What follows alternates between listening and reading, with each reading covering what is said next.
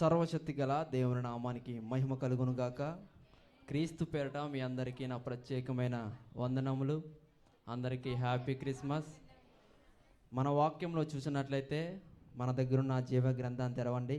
కీర్తన గ్రంథము 119వ కీర్తన 9వ వచనం.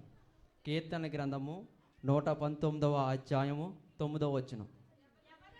యవనస్తులు దేని చేత తమ నడతను శుద్ధి చేసుకుందురు?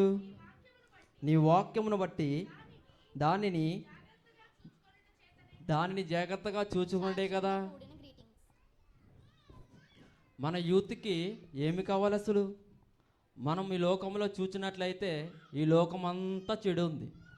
ఆ చెడు అంతా కావాలి ఎవరికి? మన యూత్ అందరికీ. కానీ వాక్యం తేటగా చెప్తుంది, తమ నడతను వాక్యంతో శుద్ధి చేసుకోగలరు. నేను కూడా ఈ లోకంలో తిరిగిన వాడినే, కానీ ఆ దేవుని మహాకృపను బట్టి నేను వాక్యంతో ఉతక స్నానం చేశాను. యవ్వనం ఏదైనా చేయాలంటుంది, ఎలా అయినా తిరగమంటుంది.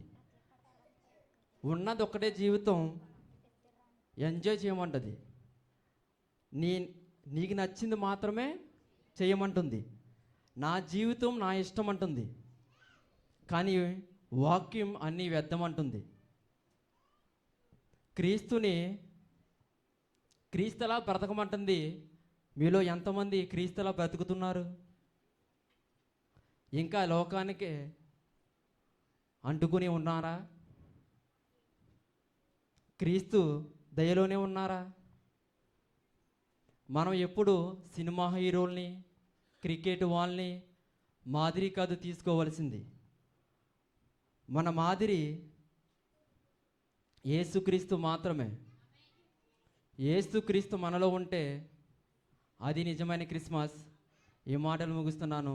దేవుని నామాన్ని మహిమ కలుగును గాక.